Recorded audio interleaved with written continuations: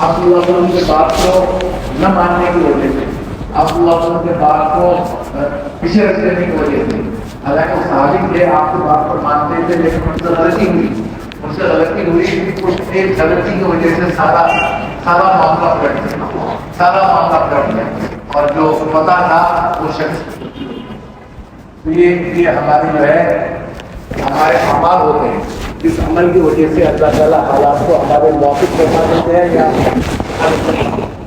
تو اس موافقت اور مخالفت کے لیے سب سے پہلی چیز جس پر ہمیں غور کرنا ہے کہ ہم کیا کر رہے ہیں، ہم کیا کر رہے ہیں، ہم جو کچھ کر رہے ہیں وہ صحیح ہے غلط، ہم نماز کو چھوڑ رہے ہیں، ہم نماز نہیں پڑھتے، نماز کا کوئی اہتمام نہیں، جماعت کا کوئی اہتمام نہیں، نماز کو جو ہے کسی درجے میں نہیں رکھتے، کوئی حیثیت ہی نہیں، جب موقع ہوا تو پڑھ لیا، نہیں موقع ہوا تو چھوڑ دیا، اور کچھ دنیاوی کام آ گیا اس کی وجہ سے نماز کو ہم چھوڑ دیتے ہیں۔ یہ ہمارا سب سے بڑا بدعملی ہے جو ہم کرتے ہیں، ہم جو ہے دنیا کے اندر جو بدعملیاں کرتے ہیں اس میں سب سے بڑی بدعملی کیا ہے؟ نماز کو چھوڑنا۔ ہمارے اور کفار کے درمیان فرق یہی ہے کہ ہم نماز پڑھتے ہیں، وہ نماز نہیں پڑھتے۔ آج جو ہے یہود و نصارہ کی مسلمان پر مسلط ہیں، مسلمان ان کا اتباع کر رہے ہیں، مسلمان ان کا اتباع کر رہے ہیں، یہود و نصارہ کا اتباع کر رہے ہیں۔ وہ سمجھتے ہیں کہ ہم ان کی اتباع کریں گے تو وہ خوش ہوں گے اور وہ ہمیں کوئی مقام دیں گے، ہمیں کوئی مقام دیں گے، ہمیں کوئی مقام حاصل ہو جائے گا، ہمارے دوست ہیں۔ قرآن کریم کہتا ہے کہ یا ایھا الذین آمنوا لا تتخذوا اليہود والنصارى اولیاء، یہود و نصارہ کو اپنا دوست مت بناؤ، وہ کبھی دوست نہیں ہو سکتے۔ وَلَن تَرْضَىٰ عَنكَ الْيَهُودُ وَلَا النَّصَارَىٰ حَتَّىٰ تَتَّبِعَ مِلَّتَهُمْ، کہ یہود و نصارہ تم سے اس وقت تک راضی نہیں ہوں گے جب تک کہ تم ان کے دین کو اختیار نہ کرو، جب تک کہ تم اسلام کو نہ چھوڑ دو وہ کبھی بھی تم سے راضی نہیں ہوں گے۔ بظاہر کتنا بھی ہم راضی ہیں بتائے ہوئے، لیکن وہ حقیقت میں دل کے اندر میں عداوت ہے، وہ ہمیشہ رہے گا، ہمیشہ عداوت رہے گی اور کبھی وہ ختم نہیں ہوگا، کبھی ختم نہیں ہوگا جب تک کہ ان کے دین کو ہم قبول نہ کریں۔ تو یہ ہم تو ان کی اتباع کرتے ہیں ہر کام میں، ہر بات میں، ہر بات میں، ہر معاملے میں، ہر چیز میں ہم کفار کی اتباع کرنے والے ہیں۔ مسلمان جو ہے ان کے پاس پورا ایک نظام حیات موجود ہے، اسلام کا ایک نظام حیات موجود ہے جس میں زندگی کے ہر شعبے سے متعلق ہمیں تعلیم دی گئی ہے۔ اس وقت میں کیا کرنا ہے، اس وقت میں کیا کرنا ہے، آپ صلی اللہ علیہ وسلم نے اس وقت میں کیا فرمایا اور کیا نہیں فرمایا، وہ ساری چیزیں موجود ہیں، لیکن اس کو تو ہم پرواہ بھی نہیں کرتے، ہم اس کی پرواہ بھی نہیں کرتے۔ سنتوں کا ہمیں کوئی پرواہ نہیں، ہمیں جو ہے اس بات کی کوئی پرواہ نہیں کہ ہم سنت سے کتنے دور ہیں، ہم سنت سے کتنے دور ہیں، اور ہم جو ہے سنت کو اپنی زندگی میں داخل نہیں کرتے، لیکن وہ یہود و نصارہ کے جو طریقہ ہے اس کو ہم بہت جلدی اختیار کر لیتے ہیں اور ہم اس کے مطابق زندگی گزارتے ہیں۔ ہمارا پہننا، ہمارا لباس، ہماری معاشرت، ہمارے شکل و صورت، یہ ساری چیزیں یہود و نصارہ کے مشابہت میں ہیں، ان کے اتباع میں ہیں۔ وہ کرتے ہیں اس لیے ہم بھی کرتے ہیں۔ پھر اللہ کی مدد کیسے آئے گی؟ پھر اللہ کی مدد کیسے آئے گی اور اللہ کی طرف سے کس طرح نصرت آئے گی؟ سب سے پہلی چیز پوری دنیا کے مسلمانوں کے لیے یہ تعلیم ہے کہ ہم یہ دیکھیں کہ ہمارے اعمال کیسے ہیں، ہمارے اعمال کیسے ہیں۔ یہود و نصارہ اور کفار کے مشابہ ہیں، فساق کے مشابہ ہیں، جو فاسق فاجر لوگ ہیں ان کے مشابہ ہیں، ہم ان کی طرح رہتے ہیں، ان کی طرح جاتے ہیں، آتے ہیں، کرتے ہیں، اور ان کے پیچھے چلنے کی ہم کوشش کرتے ہیں۔ پھر ہمارے حالات میں کیا سدھار آئے گا؟ کچھ بھی نہیں۔ ہم جو ہے غیر مسلموں کے سامنے بھیگی بلی بن جاتے ہیں۔ ہمارے اندر جو صفات ہے وہ اس طرح ہے کہ جب غیر مسلم کے سامنے ہم پہنچتے ہیں تو بھیگی بلی بن جاتے ہیں، اور ان کے مقابلے میں ہم کچھ بھی نہیں کہہ سکتے، بالکل بھیگی بلی بن کر رہنا پڑتا ہے، اس لیے کہ ہم نے ان کا اتباع کیا، ہم نے ان کا اتباع کیا، ہم نے ان کا طریقہ اختیار کیا۔ تو وہ یہی کہتے ہیں کہ ان کے پاس پورا دین موجود ہوتے ہوئے یہ جو ہمارے طریقے کو اختیار کر رہے ہیں، مطلب ہوا کہ ان کے دین کے اندر کچھ بھی نہیں ہے، ان کا دین ناقص ہے، ان کا دین ناقص ہے، ان کے دین کو کچھ بھی نہیں ہے، اس لیے وہ لوگ ہمارے طریقوں کو اختیار کر رہے ہیں۔ تو یہ اول چیز ہے کہ اپنی زندگی کو ہم ٹٹولیں انفرادی طور پر، ہر آدمی انفرادی طور پر ٹٹولیں کہ ہم اپنی زندگی میں، ہماری زندگی میں کیا کیا چیزیں ہیں جو قابل تبدیل ہے، قابل اصلاح ہے، کیا کیا چیزیں ہیں جو ہم کفار کی مشابہت میں اختیار کر رکھا ہے. ایک مثال کے طور پر ہم داڑھی نہیں رکھتے، حالانکہ داڑھی اسلام کا ایک طریقہ ہے اور اسلام کی ایک تعلیم ہے، اور اسلام نے اس کو واجب قرار دیا. اس کو واجب قرار دیا ہر مسلمان پر ایک مشت داڑھی رکھنا واجب ہے. لیکن وہ شیطان جو ہے مختلف تعویلات سکھا دیتا ہے ہمیں. یہ تعویل، وہ تعویل، اس طرح تعویل کرو، اس طرح تعویل کرو، تو شیطان سکھاتا ہے. اور آج بھی جو ہے انٹرنیٹ ہے، تو انٹرنیٹ کے بڑے بڑے شیاطین موجود ہیں، وہاں بھی بڑے بڑے شیاطین موجود ہیں، وہ ہم کو اور سکھاتے ہیں اور ہم سمجھتے ہیں کہ وہ صحیح، آنکھ بند کر کے اس بات کو مان لو. یہ یہود و نصارہ کا طریقہ ہے داڑھی منڈانا. آپ صلی اللہ علیہ وسلم کی خدمت میں کچھ لوگ حاضر ہوئے تھے کسی بادشاہ کی طرف سے، وہ داڑھی منڈے ہوئے تھے. آپ نے جو ہے ان کی طرف توجہ نہیں فرمایا اور ان سے کوئی گفتگو بھی نہیں کی. تو پھر آپ نے فرمایا کہ تم کو داڑھی منڈانے کا حکم کس نے دیا؟ انہوں نے کہا کہ ہمارے رب نے، ہمارے بادشاہ نے. آپ نے فرمایا کہ میرے رب نے مجھے داڑھی رکھنے کا حکم دیا. تو ایک مثال دے رہا ہوں آپ کو. تو یہ بھی ہم نہیں کر سکتے. ہم جو ہے اسلامی تعلیمات کو اپنے جسم پر، اپنے بدن پر بھی ہم نافذ نہیں کر سکتے. اپنے بدن پر بھی ہم نافذ نہیں کر سکتے اور ہم جو ہے اس کو اپنے جسم پر جاری نہیں کر سکتے. اور یہود و نصارہ کے طریقوں کو اپنے جسم پر فوراً جاری کر سکتے، فوراً، دیر نہیں ہوتی ہے. اس کو اپنے جسم پر ڈالنے کے لیے ہمیں دیر نہیں ہوتی ہے. ہم فوراً جو اس کام کو کرنے کے لیے تیار ہو جاتے ہیں. یہاں ایک بات آئی، ہاں ہم بھی ایسے کریں گے. ایک بات آئی، ہم بھی اس کے پیچھے چلیں گے. تو یہ بدعمالیاں ہیں ہماری بدعمالیاں ہیں، جس کی وجہ سے آج ہم اس حالت کو پہنچے ہوئے ہیں. اس حالت کو پہنچے ہوئے ہیں، اس کو بدلنے کی ضرورت ہے، نمبر 1.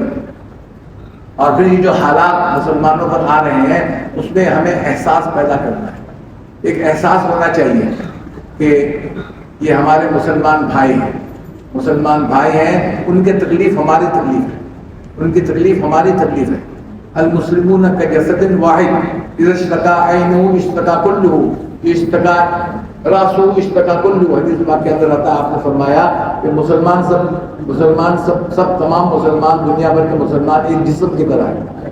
اگر سر میں درد ہوگا تو پورے جسم میں درد ہوگا، اگر جو ہے آنکھ میں درد ہوگا تو پورے جسم کو تکلیف ہوگی.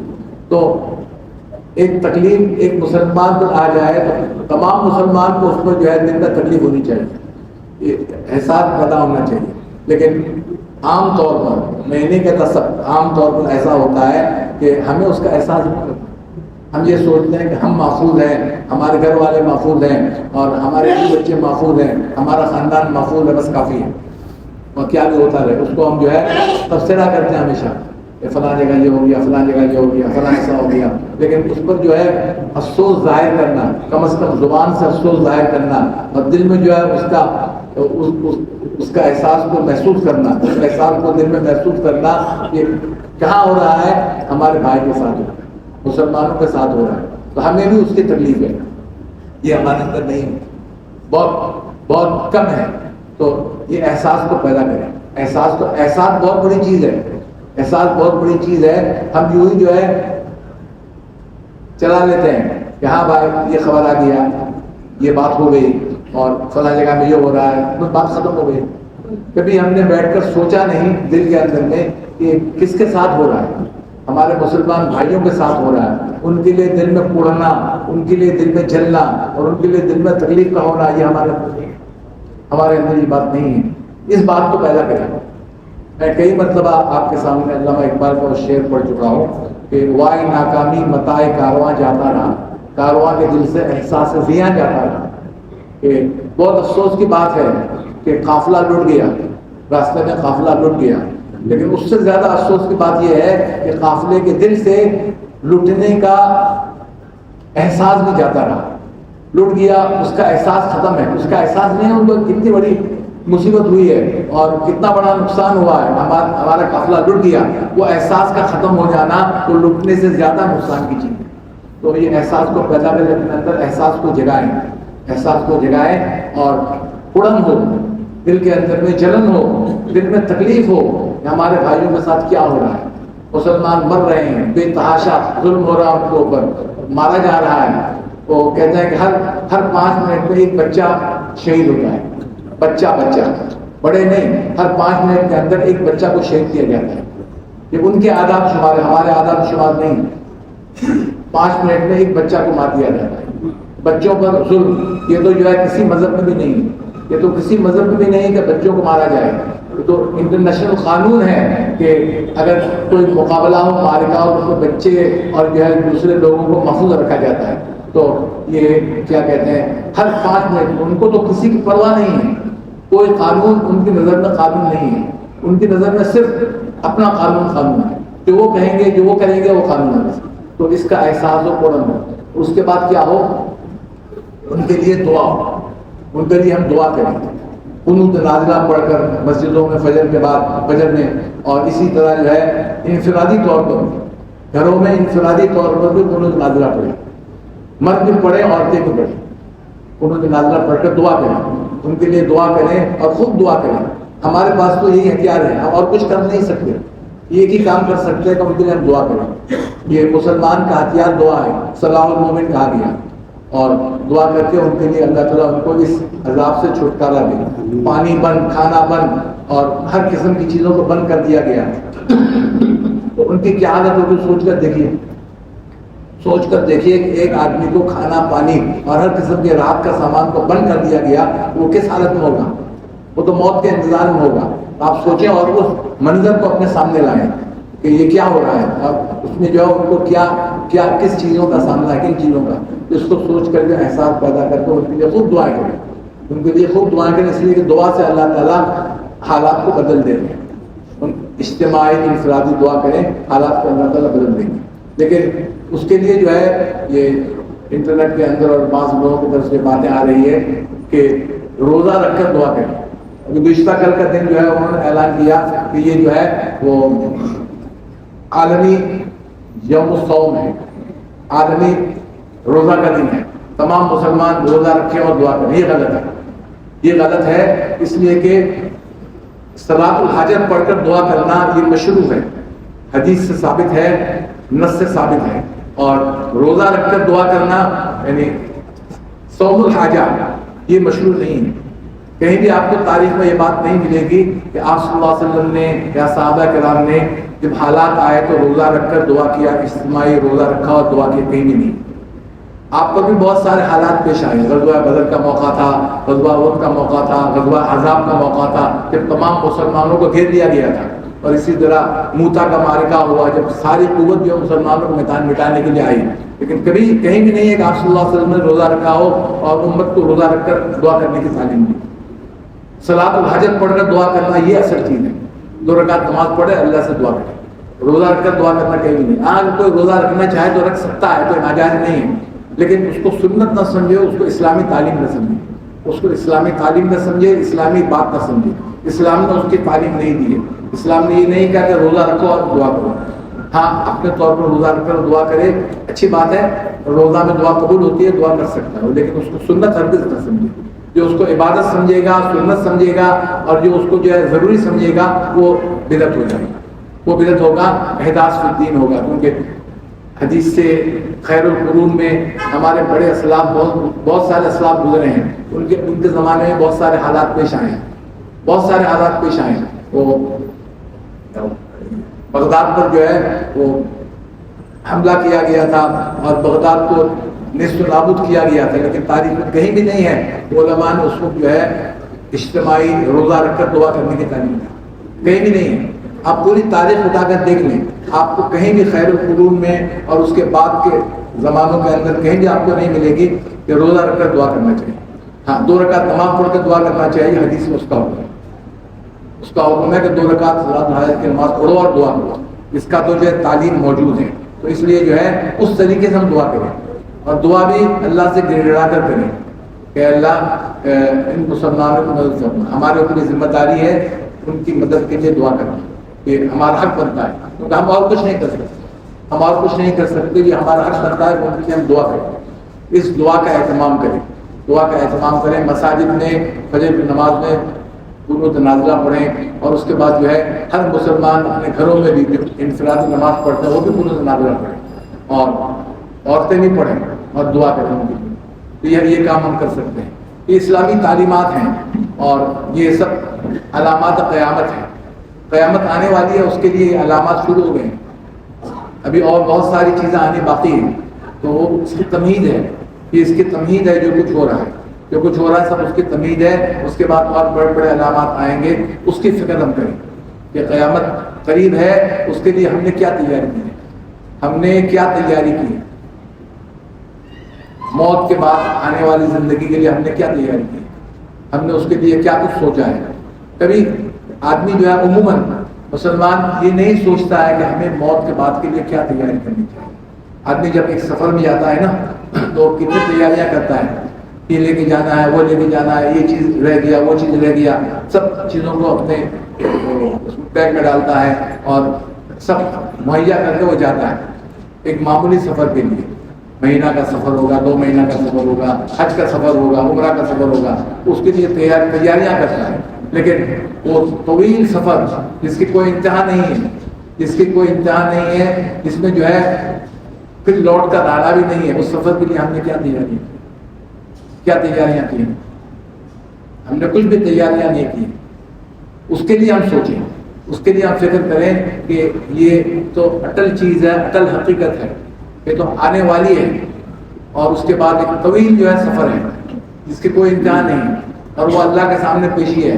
وہاں نہ مال کام آئے گا، نہ اولاد کام آئے گی، اور نہ جو ہے کوئی رشوت کام آئے گا، اور نہ کچھ دوسری چیزیں کام آئیں گی. وہاں تو جو اللہ رب العزت کا فیصلہ ہوگا، جو اللہ نے بتا دیا دنیا کے اندر ہم کو ایسا ہوگا، ایسا ہوگا، ایسا کرو گے، تو اس کو فکر کریں، اس کے لیے ہم تیاری کریں. اوقات کو ضائع نہ کریں. ہم نے اوقات کو ضائع کرنے کی چیز بنا دی، اوقات کو ہم ضائع کرتے ہیں فضول کی باتوں میں اور فضول کے جو ہے کاموں میں، لایانی باتوں میں، بحث مباحثہ میں کوئی کچھ حاصل نہیں ہوتی، کچھ بھی نہیں ملتا. ہوتا ہے بحث مباحثہ بہت ہوتا ہے، خاص کر جو ہے وہ اس کے انٹرنیٹ کے اوپر، فیس بک میں، جو سب سے بڑا زہر ہے مسلمانوں کے لیے فیس بک اور انٹرنیٹ سب سے بڑا زہر ہے، سب میں قاتل، برباد کر دینے والی چیز. شیطان نے انسان کو اس کے اندر مبتلا کر دیا، داخل کر چکا ہے اس کے اندر. عام طور پر مسلمان اس میں داخل ہو چکے ہیں اللہ ماشاء اللہ. اور کام کیا ہے؟ دن بھر فون پہ دباتے رہنا اور کچھ بھی نہیں. فیس بک دیکھو، فلاں دیکھو.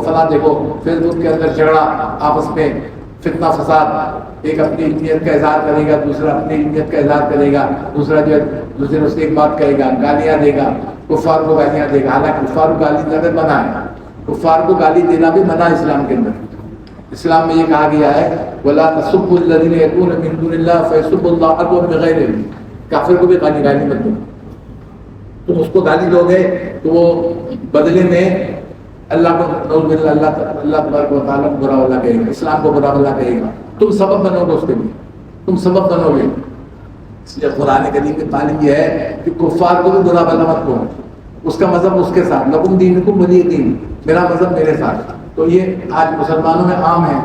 یہ سب فضولیات ہم لگے ہوئے ہیں، یہ سب لایانی کاموں میں ہم لگے ہوئے ہیں. اپنا علمیت کا اظہار، گالی گلوچ، مقابلہ، تم نے یہ کہا ہم نے یہ کہہ دیا، اور پھر بہت فخر سے کہیں گے ہم نے ایسا جواب دے دیا، ہم نے وہ کر دیا. ارے یہ قیامت کے دن قبر کے اندر اس کی پوچھ نہیں ہوگی، اس کی پوچھ نہیں ہوگی کہ ہم نے کیا جواب دیا، کیا جواب نہیں دیا. وہاں پوچھ ہوگا من ربک کا، تیرا پروردگار کون ہے. اس پروردگار کو ہم نے دنیا میں یاد کیا تھا اور اس کا ذکر کیا تھا اور اس کو ہم نے حقیقت میں پروردگار مانا تھا، تب جا کر جواب دے سکیں گے ربی اللہ، ہمارا پروردگار اللہ ہے. ماں دین کا، تمہارا دین کیا ہے. ہم نے جو ہے دین پر عمل کیا ہوگا اور کفار اور یہود و نصارہ سے ہم نے اپنے آپ کو بچا رکھا ہوگا، تب جا کر ہم جواب دے پائیں گے. اور پھر آپ صلی اللہ علیہ وسلم کو دکھا کر پوچھا جائے گا کہ یہ کون ہے.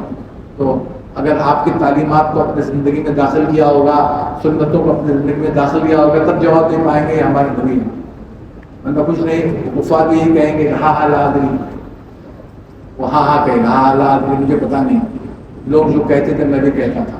تو یہ سوال ہوگا وہاں قبر کے اندر. اس کی فکر کرنی ہے، اس کی فکر کرنی ہے، اس کے لیے ہم کو محنت کرنی ہے. جو وقت اسی لیے دیا گیا کہ ہم اس کے لیے محنت کریں. ہمیں جو ہے قبر کی زندگی سے سامنا کرنا ہوگا، اس کے لیے ہم محنت کریں اور محنت کر کے اپنے آپ کو اس کے لیے تیار کریں. اس کے لیے ہم فکر کریں اور دعا کریں مسلمانوں کے لیے. اللہ تبارک و تعالیٰ جو ہے مسلمانوں کو ان مصیبتوں سے اور ان بلاؤں سے جو ہے محفوظ رکھے، ان کی مدد فرمائے، ان کی حمایت فرمائے، اور ان کے جو گناہ اس کو معاف فرمائے. یہ بھی ساتھ میں دعا کریں ان کے جو گناہ اس کو اللہ تعالیٰ معاف فرما دے، اللہ تعالیٰ گناہوں کو معاف فرما دے، ان پر رحم کرے اور ان کی حفاظت کرے اور ان کو نجات دے ان تکلیفوں سے۔ ہر آدمی انفرادی طور پر دعا کرے، دعا تو حق بنتا ہے ہر مسلمان کا حق بنتا ہے کم از کم دعا کرے، اس سے ادنا درجہ طور پر نہیں ہم کر سکتے اور کچھ ہم کر سکتے بھی نہیں، اس لیے جو ہے دعا کرنے کی کوشش کریں۔ اللہ تعالیٰ مجھے بھی اور آپ کو بھی سب کو اس پر عمل کرنے کی توفیق عطا فرمائے۔